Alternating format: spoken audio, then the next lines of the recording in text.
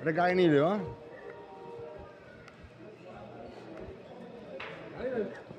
ওই এই একটা নিয়ে রয়ে যা।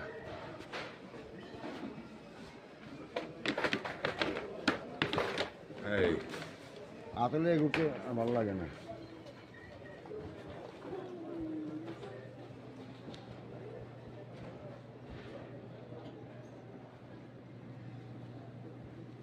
এই বাদামটার দাম কখনো কমলো না, 40 টাকা 50 টাকা বাস। হ্যাঁ ওই তো আধা কেজি আর কি, ওটা আধা কেজি